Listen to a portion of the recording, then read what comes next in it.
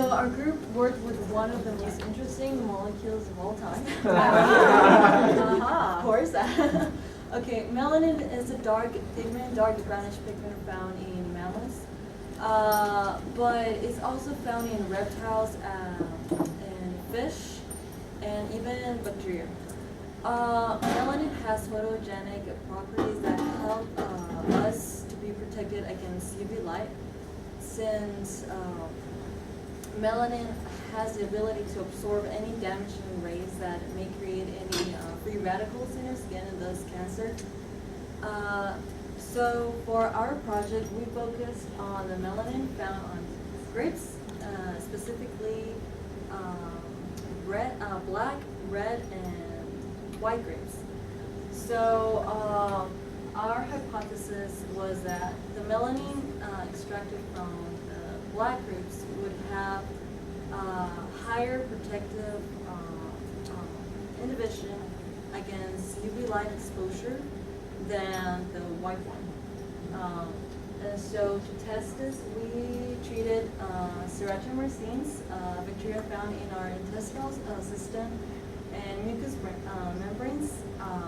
We treated them with melanin, and then we are expecting to expose them to UV rays and analyze any absorbance by the melanin. So for our melanin extractions, we grounded our grapes and we prepared multiple basic solutions, since melanin is a really basic molecule. And we acidified our extractions as well to eliminate any carbohydrates, lipids, and proteins that may, mess up with our extractions. And so we purified our melanin, and we then run a TLC, which tells us if we have melanin or not. So here we have our brown, red, and white grape extractions, and we run them against synthetic melanin, which is pure melanin. And so as you can see, the bands over here ran equally to the synthetic melanin band, and that proves us that we indeed had melanin in our extractions. So once we had the melanin extracted, the next part that we had to do was incorporate the melanin into our bacteria. So we grew a culture and we dissolved the melanin in a DMSO, right? So dimethyl sulfate. Yeah, they know what it is. And so we introduced that to our cell cultures, and then to try it. They're here. To try and find out if the melanin was indeed in the cell, we did a procedure where we tried to separate the bacteria in both a control group and the melanin culture, and then see how much light each one of them would absorb. And so, as you can see, the melanin had a much better absorbance than the control. So we don't know if the melanin is indeed within the cells, but it is associating itself with the cells. So that's good news. So the next thing we tried to do was look at our cells under the microscope. So we used the confocal fluorescence microscope. And so at the top you can see our control, which is just bacteria by themselves. They're grown with their nutrient broth, and they're using Serratia mercenes. And so with the dye that we used is live dead dye. And so what happens is it turns green when the cells are alive, and it turns red when they're dead. And so you can see here in our control, they're pretty live and pretty much fine.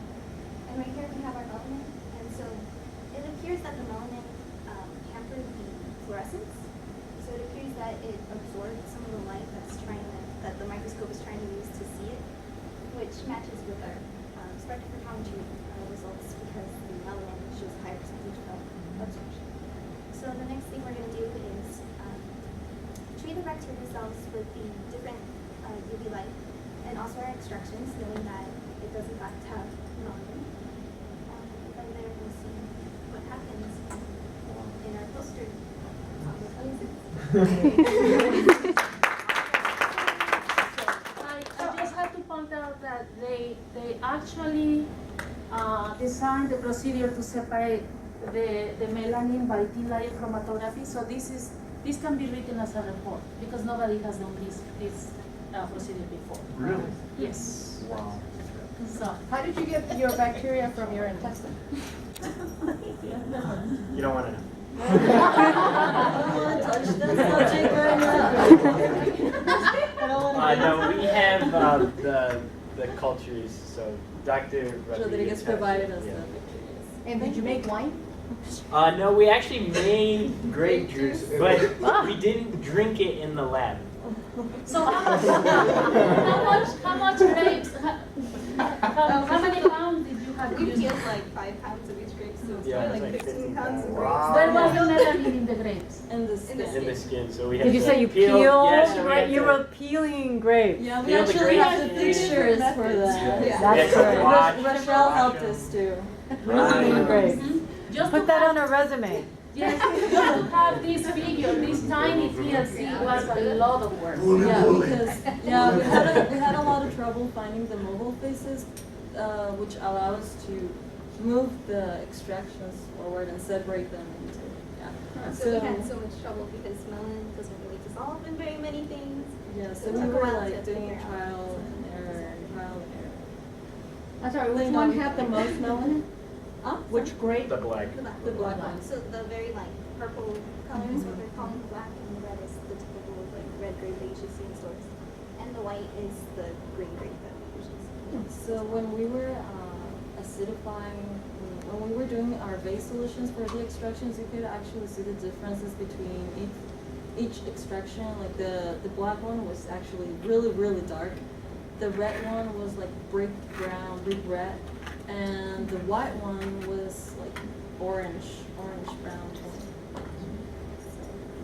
Okay, so let's give them their medals and certificates. I can hear